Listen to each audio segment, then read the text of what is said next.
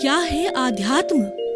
दर्शन, चिंतन धारा, विद्या या संस्कृति की परंपरागत विरासत। आध्यात्म दर्शन यानी जीवन का शाश्वत सत्य।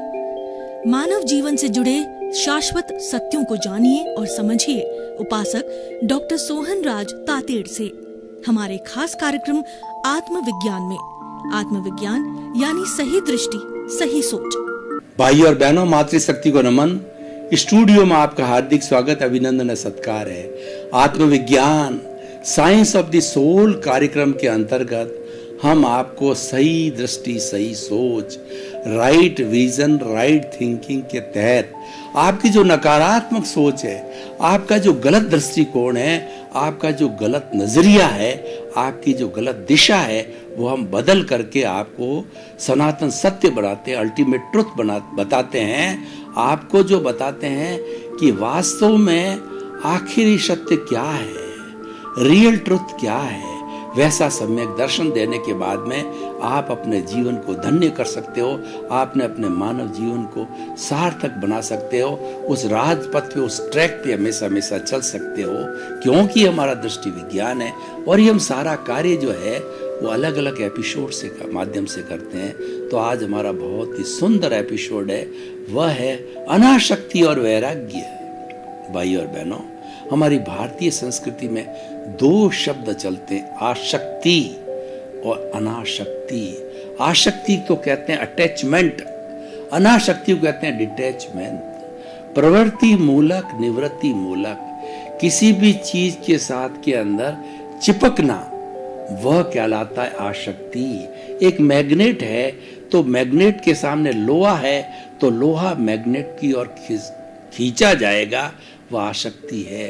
और उसके विरोधी पोल को हम बैठा देते हैं तो उसको रिपेल कर देगा, वो खींचा नहीं जाएगा।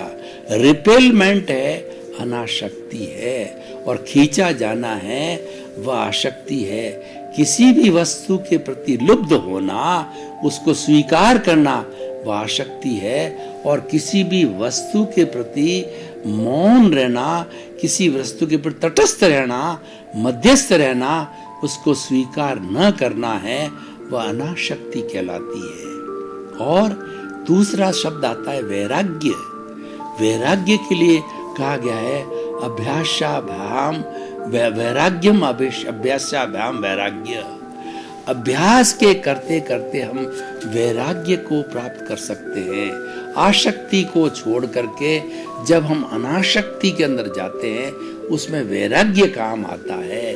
वैराग्य का अर्थ होता है जो चीजें हमको खींच रही है, जो चीजें हमें लुभा रही है, जो इंद्रिय सुख जो है हमको आकर्षित कर रहे हैं, उससे विकर्षण में जाना, उनकी तरफ ध्यान न देना, उनको छोड़ना, आकर्षण के विषयों को जो है छोड़ना, वो वैराग्य है। जैसे कि हम मनोरंजन करते हैं, मन का रंजन करते हैं। मन का रंजन कब होता है कि हम मन के अनुकूल जो बातें होती, पांच इंद्रियों के सुख होते हैं, अच्छा खाना, अच्छा पीना, अच्छे चित्र देखना और अच्छे अच्छे जो है वो फिल्मी संगीत सुनना, ये अच्छे अच्छे रूप देखना, ये। और दूसरा क्या है, जबान के ऊपर अच्छे अच्छे भोजन ग्रहण करना। ये जितना भी हमारा जो इंद्रियों का सुख है, ये हमें आसक्ति लाता है और ये मन से जुड़ता है। और अनासक्ति जो होती है, इन सब से मुंह मोड़ लेना, वो आत्मरंजन कहलाता है। यानी आत्मा का जो गुण है वो अनासक्ति का गुण है, और मन का जो गुण है वो आसक्ति का गुण है। और ये हमारा राग द्वेष है, वो आसक्ति से पैदा होता है। और हमारा मूल स्वरूप की हम प्राप्ति करते हैं, वो अनासक्ति से पैदा होता है। तो कहने का मतलब है अनासक्ति जो है वो हमें मुक्ति की ओर ले जाती है और आसक्ति हमें बंधन की ओर ले जाती है। अब निर्णय आपका है कि आपको बंधते जाना है या मुक्त होना है। देखिए, ये मनुष्य जीवन बहुत दुर्लभ है। हमारी वैदिक परंपरा क्या कहती है कि 8 भव तक लगातार सुकृत करने के बाद में 9वां जो जन्म होता है वह मनुष्य का जन्म मिलता है, मनुष्य गति मिलती है। और उसके अंदर कोई भी बेईमानी हो गई या कोई भी कुकृत्य हो गया तो 99 भव के बाद में मनुष्य जन्म मिलेगा। 99 भव भी रेगुलर करते करते अगर कोई भी त्रुटि रह गई तो 999 भव के बाद में मनुष्य जीवन मिलेगा। कितनी स्ट्रिक्ट इनकी जो है अवधारणा है। जैन धर्म की अवधारणा तो ये है कि आप सुकृत करते रहो, दयालु रहो और किसी को दुख ना दो और करुणाशील रहो और सादगी का जीवन जियो, सदाचार, किसी के प्रति बुरे भाव न रखो, तो पुनः पुनः आपको मनुष्य जीवन मिल सकता। खैर वो अपनी अपनी अवधारणा, लेकिन कुल मिलाकर की यह बात निश्चित है कि मनुष्य जीवन मिलना बहुत दुर्लभ है। हमारी भारतीय संस्कृति के धार्मिक ग्रंथों के अंदर 4 बातें बहुत दुर्लभ बताई गई है और जिसको चारों बातें मिलती है वो पुण्यशाली, भाग्यशाली जीव होता है। पहली बात तो है कि मनुष्य जन्म का मिलना। दूसरी बात यह है कि मनुष्य जीवन का जो अंतिम लक्ष्य भगवान बनने का, तीर्थंकर बनने का, केवल ज्ञानी बनने का है, उसकी जिन वाणी, उसके मुखारविंद से निकली हुई वाणी जो कि एकदम विशुद्ध वाणी है, वो जिन वाणी को सुनने का अवसर मिलना। ऐसे बहुत से लोग हैं जिनको कि आदिवासी है या जिनके जो है पापोदय है, तो उनको जिनवाणी सुनने का अवसर ही नहीं मिलता। उनको सदगुरु नहीं मिलते, सद सन्यासी नहीं मिलते और अवसर ही नहीं मिलता। और तीसरा जो है दुर्लभ कार्य है कि हमें जिनवाणी मिलने का अवसर तो मिलता है, लेकिन उस जिनवाणी को जो है प्रति श्रद्धा जागृत होना, इधर से सुना इधर से निकाल दिया, श्रद्धा जागृत नहीं हुई, उसमें हमने कई इफ्स एंड बट्स लगाए कि जिनवाणी के अंदर भगवान ने 6 जीव निकाय की बात कही है, पुण्य की, पाप की, कर्म की और आत्मा की, ये है या नहीं है? क्योंकि आत्मा एक ऐसा तत्व है, वो केवल अनुभवजन्य है, वो हाथ पे दिखाया नहीं जाता। उसमें संशय होने का अर्थ ये हुआ कि हमने जिनवाणी में श्रद्धा नहीं है। चौथा है कि आपकी श्रद्धा भी पक्की हो गई, फिर उसको जीवन में उतारना कि मेरा मूल स्वरूप आत्मा है, मैं ज्ञाता हूँ, मैं दृष्टा हूँ, मैं जानने वाला हूँ, मैं देखने वाला हूँ, मैं अनंत ज्ञान वाला हूँ, मैं अनंत दर्शन वाला हूँ, मैं अनंत शक्ति वाला हूँ और अनंत सुख का धाम हूँ। ऐसी जब आदमी की प्रवृत्ति और मूल स्वभाव में भ्रमण करने लग जाते हैं, इसका मतलब यह है कि हमारे में श्रद्धा पक्की हो गई, हमारे में ज्ञान की प्राप्ति हो गई, हमारे सदगुरु ने जो प्रवचन दिया, जो जिनवाणी बताई है, वो सरासर हमारे हृदयंगम आत्मसात हो गई। तो भाई और बहनों, जो हम वैराग्य की बात कह रहे थे, विराग से विराग की ओर जाना, जो चीजें हमें बांधती है, जो चीजें हमें इस दुनिया में रुलाती है, उससे दूर हटना। कैसे? मैं आपको उदाहरण बताऊं। मान लीजिए कि हमारे वैराग्य और राग कैसे होता है, मैं उदाहरण देता हूं। हमारे सामने एक अप्सरा, बहुत ही सुंदर युवती खड़ी हो जाती है, तो इसमें 2 तरह के भाव आते हैं व्यक्ति के बीच में। जिसके ज्ञान नहीं लिया होता और जीवात्मा है, वो अज्ञानी है, वह क्या है, उसके प्रति कामुकता, उसके प्रति बुरे बुरे विचार लाने लग जाएगा। और अगर मान लो ज्ञान को हाजिर कर देता है, ज्ञानी व्यक्ति है, मुमुक्षु है, जिज्ञासु है, वो कहेगा ये तो रिलेटिव है, वो ये चिंतन करेगा इसकी चमड़ी को उधेड़ो, उसके भीतर क्या निकलेगा, उसके भीतर वो ऐसी बदबू निकलेगी कि दुनिया की सबसे बदबूदार उसकी चमड़ी हटते ही वह रूपवान स्त्री है और उसकी पोल खुल जाती है और वो व्यक्ति 1 मिनट भी उसको नहीं सूंघ सकता, बेहोश हो जाएगा। देखिए, ये अनासक्ति है, ये वैराग्य है। कहने का अर्थ ये है कि रियल और रिलेटिव को समझना। ये जो कुछ भी दुनिया है, ये सारी रिलेटिव है। रिलेटिव हम पीछे से लेके आते हैं, रियल हमारी शुद्ध आत्मा है, वो अनंत सुख वाला है, वो ब्लिस है, वो ज्ञान का भंडार है। तो अब देखिए, आसक्ति और अनासक्ति खड़े कैसे होती है। आसक्ति को खड़ा करने वाला है मैं और मेरा। मैं को हम दो रूप में लेते हैं। एक तो मैं कहता हूं कि यह इस घर का मालिक मैं हूं और ये मेरा बेटा है, ये मेरी पत्नी है, ये मेरे पिता है, मैं बड़ा विद्वान, मैं भारत का राष्ट्रपति, मैं भारत का प्रधानमंत्री, मैं उस प्रांत का जो है मुख्यमंत्री, मैं कुबेरपति, मैं लखपति, मैं करोड़पति, मैंने इतनी पुस्तकें लिखी, मैंने इतने व्याख्यान दिए और मैंने इतना त्याग किया, मैंने इतना पचकान किया और इतने इतने बड़े जो ग्रंथ मैंने आत्मसात किए, उन ग्रंथों का मैंने रटन किया। ये जो अहंकार है, ये कर्ता भाव है, ये कर्म बंधन का कारण है। कर्ता भाव से आसक्ति पैदा होती है और अकर्ता भाव से आप ये कहते हो कि भाई मैं तो कर्ता हो ही नहीं सकता। देखिए, वास्तव में इस दुनिया का कोई भी जीवित प्राणी कर्ता हो ही नहीं सकता। क्यों नहीं हो सकता, मैं आपको उदाहरण देना चाहता हूं। मान लीजिए मुझे एक कप, अच्छी कप चाय पीनी मसालेदार, तो पीने के लिए मैं क्या करूंगा? दूध, पानी, पत्ती, चीनी, मसाला सारा भगोले में डालूंगा, फिर अग्नि पे रखूंगा, फिर मेरे हाथ से 4-5 उकाले लूंगा। उकाला लेने के बाद में अच्छी चाय बनेगी।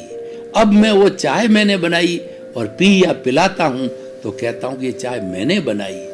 तो यहाँ पे हमारे जो आगमकार कहते हैं, भाई अगर दूसरे 9 तत्व न होते, 9 संयोग न होते, पत्ती, चीनी आदि, तो ये चाय कहाँ से बनी?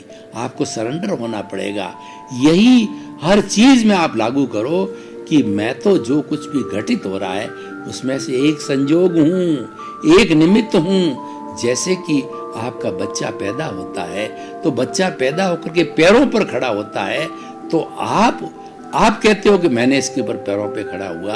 आप देखिए, जन्म माँ ने दिया, स्कूल के अंदर टीचर ने पढ़ाया और उसके कपड़े हैं दर्जी ने सिला के दिए। अब वो रोटी के लिए बाजार से सामान लाते हैं। कई संजोग मिलकर के उसको बड़ा करते हैं, उसको शिक्षित करते हैं, उसको व्यवसाय दिलाते हैं। व्यवसाय में बहुत सी पार्टियां जुड़ती है, बहुत से सामान को परचेज करना पड़ता है, दुकान लागू करनी पड़ती है, फिर जो है आपको परचेज करना पड़ता है, सेल करना पड़ता है, उसमें से जो निकलता है प्रॉफिट आता है, जब उसको धन मिलता है और पैरों पर खड़ा होता है। कितने संजोग मिलकर के वो पैरों पर खड़ा होता है। आप अहंकार करते हो कि मैंने इसको पैरों पर खड़ा किया।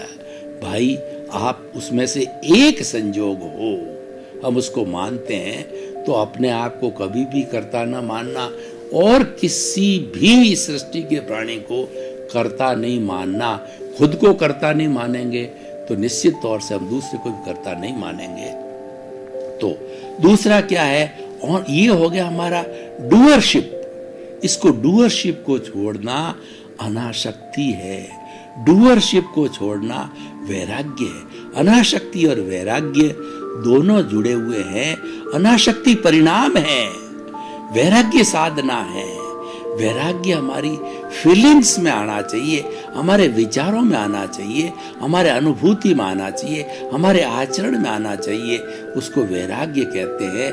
और वो आने से जो हमको परिणाम मिलेगा वह अनासक्ति का होगा, वो हमको मुक्त कराएगा, वो हमको बांध नहीं सकता। मैं एक आसक्ति अनासक्ति का आपको एक उदाहरण देता हूँ कि एक जो तालाब की मिट्टी का 2 गोले लिए मैंने। एक तो बालू रेत का गोला बनाया, उसके अंदर पानी डाल करके, और एक तालाब की मिट्टी, चिकनी मिट्टी जिसे घड़े बनते हैं, उसका गोला बनाया। तो उसमें चिकनाई और उसमें चिकनाई नहीं है। अब सबसे पहले मैंने जो बालू रेत का जो गोला है उसको फेंका दीवार पे, तो वो टच नहीं हुआ, मतलब उसके टच का मतलब वो चिपका नहीं, गिर गया। अब मैंने दूसरा जो ढेला फेंका जो कि क्ले का था, जो कि चिकनी मिट्टी का था, तो वो तो जाकर के चिपक गया दीवार पे, क्योंकि उसमें चिपकने की प्रॉपर्टी है, बालू में चिपकने की प्रॉपर्टी नहीं है।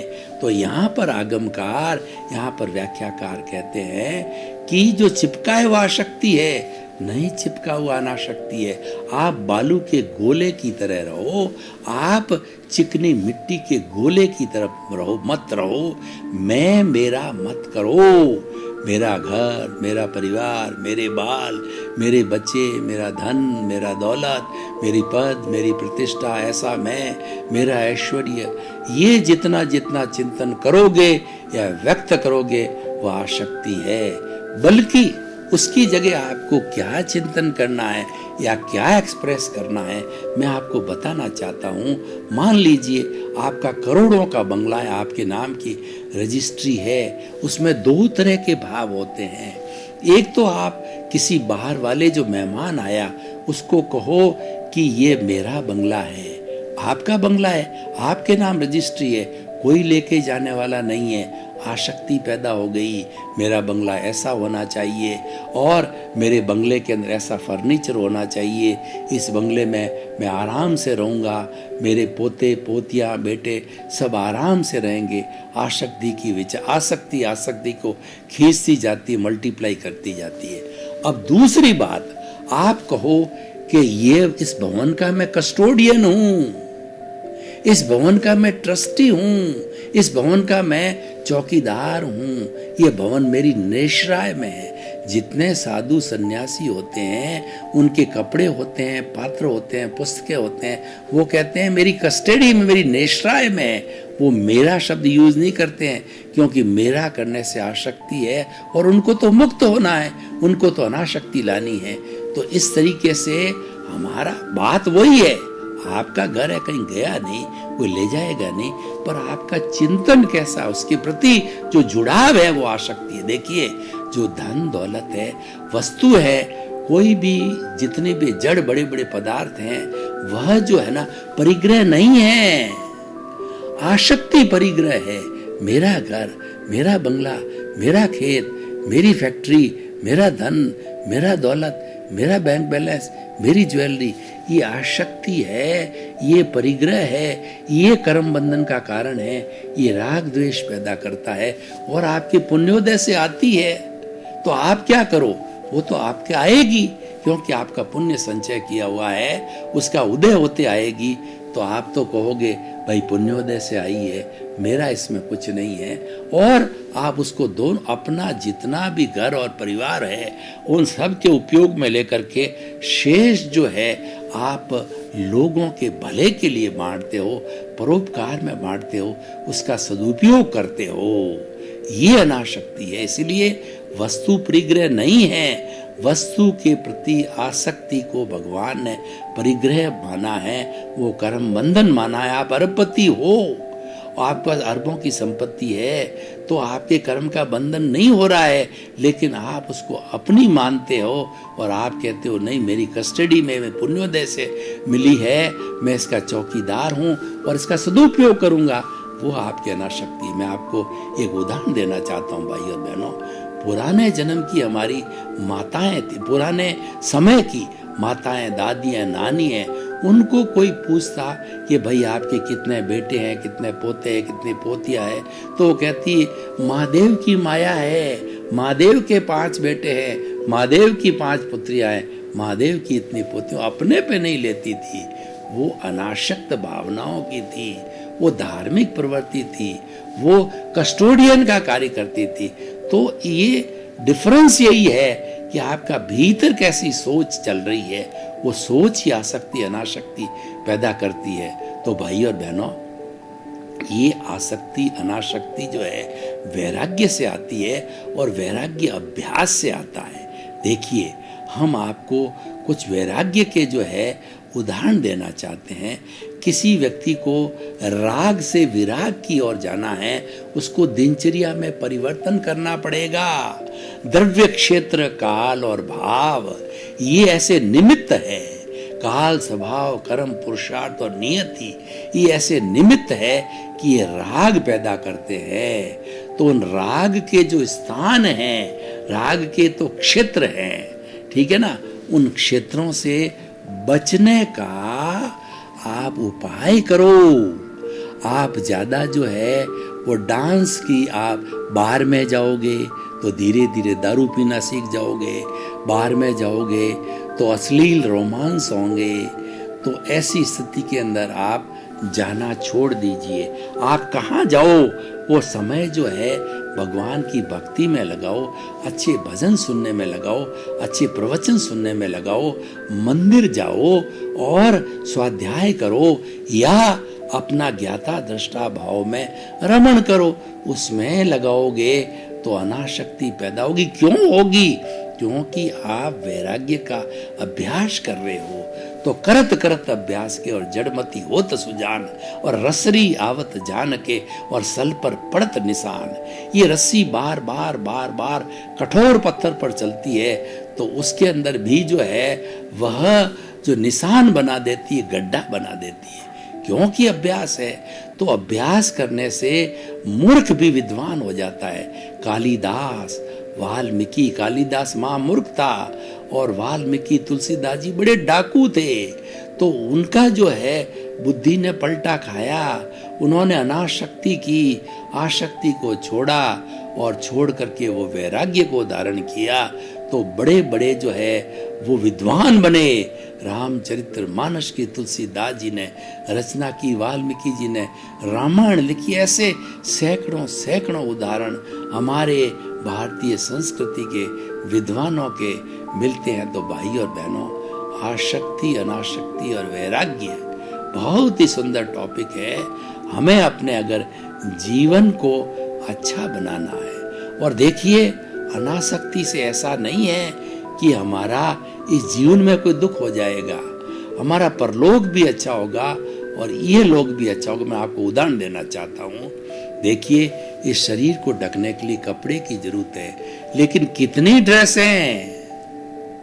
अब आपकी देखिए 5 ड्रेस, 10 ड्रेस, किसी के नियम होता है 1 साल में 10 ड्रेस बनाऊंगा। 10 ड्रेस बहुत होती है। ये अनाशक्ति का सूत्र है। इच्छा परिमाण, आप इच्छाओं का परिमाण करो कि इतनी खाद्य सामग्री, इतना भोजन, इतनी ड्रेस, इतना मकान, सब जो रोटी, कपड़ा, मकान, शिक्षा, चिकित्सा, जो मूलभूत हमारी आवश्यकताएं हैं, उसकी इच्छा परिमाण करो, उसकी सीमा करो। सीमा के बाद जितना बचता है अपने परिवार पे लागू कर, परिवार के लिए उपयोग में लो, रिलेटिव के लिए उपयोग में लो और समाज को बांटो। वास्तव के अंदर दान जो कहलाता है वो what you contribute to the society. जो आप अपने परिवार को कोई भी भरण पोषण करते हो, धन देते हो, दौलत देते हो या कोई सुविधा जुटाते हो, वो तो आपके कर्तव्य के अकाउंट में जाता है। वो आपके डोनेशन, चैरिटी के अकाउंट में नहीं जाता है। चैरिटी का अकाउंट वह है लूले, लंगड़े, अपाहिज, मूक, बधिर, अनाथ, विधवा, ऐसे अभावग्रस्त लोग हैं समाज में। और हिंदुस्तान में तो भाइयों 50% से अधिक लोग गरीबी की रेखा के नीचे जीते हैं। तो उनके परोपकार के अंदर लगाओ। तो परोपकार में लगाया हुआ धन है, ज्ञान है, जितना भी है वो सारा लगाया हुआ है, वो कंट्रीब्यूशन टू द सोसाइटी में जाता है, परोपकार में जाता है, चैरिटी के अकाउंट में जाता है, सेवा के अकाउंट में जाता है। तो ये सारा जो कार्य है हमें अनाशक्ति लाता है। भाई और बहनों, आपका बहुत बहुत धन्यवाद। आप हमारा आत्मविज्ञान कार्यक्रम बराबर देख रहे हो। देखते रहिए। आत्मविज्ञान कार्यक्रम में जीवन को बदलने की जीवंतता है, क्योंकि ये ऐसे सूत्र देता है, ऐसे टिप्स देता है, ऐसे सिद्धांत देता है जिससे कि हमारा दृष्टि बदलती है। दृष्टि बदलने के साथ में सृष्टि बदल जाती है। ये हमारा दृष्टि विज्ञान जो है ये दिशा को बदलता है, आपकी दशा बदलती है। ये व्यक्ति के नजर को बदलता है, व्यक्ति का नजरिया बदलता है। इसी क्रम में आपका जीवन आनंदमय हो, मंगलमय हो। क्या है आध्यात्म? दर्शन, चिंतन धारा, विद्या या संस्कृति की परंपरागत विरासत। आध्यात्म दर्शन यानी जीवन का शाश्वत सत्य। मानव जीवन से जुड़े शाश्वत सत्यों को जानिए और समझिए उपासक डॉक्टर सोहन राज तातेड़ से हमारे खास कार्यक्रम आत्मविज्ञान में। आत्मविज्ञान यानी सही दृष्टि, सही सोच।